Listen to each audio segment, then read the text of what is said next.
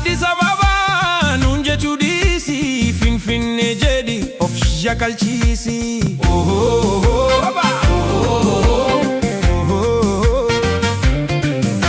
Makanga na mabota kon mogae hunda sande bisan hamandandae.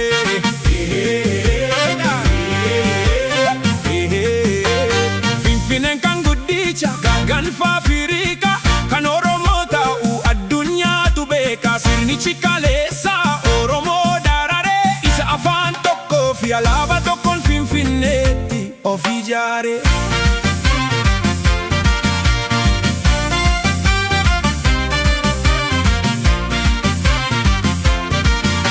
Oromoo abbaa sirna gadaa keessaarraa buqqise olaantummaa irratti argate abbaa biyyaa of fakkeesse. Iddoo ati haragamu dhaabbatte abboota kootu kootataa ture.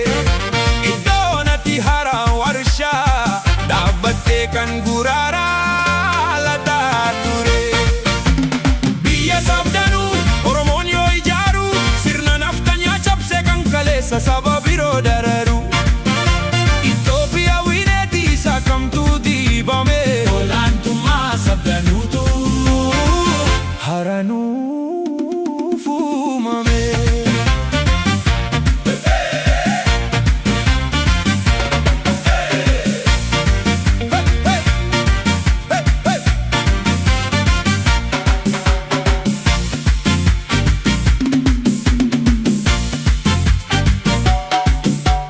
Sirna nama nyaata sirnicha naftanyaa deebitee hin argitu gubadu mikkanyaa.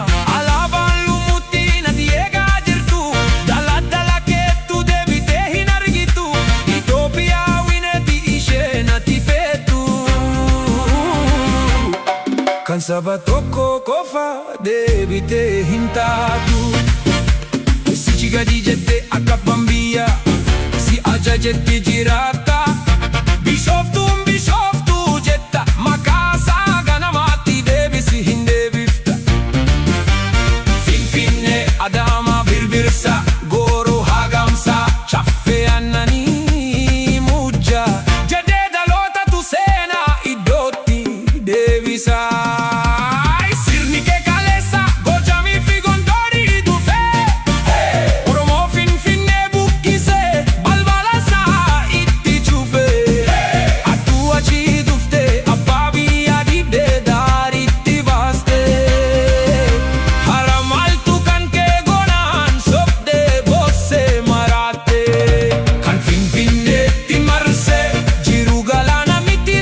Egaan daawwattoota keenya sirba artistii keenya jaalatamaa fi beekamaa artistii Yosan ta'uun kanatti illee akka bohaartan abdii qabna jecha.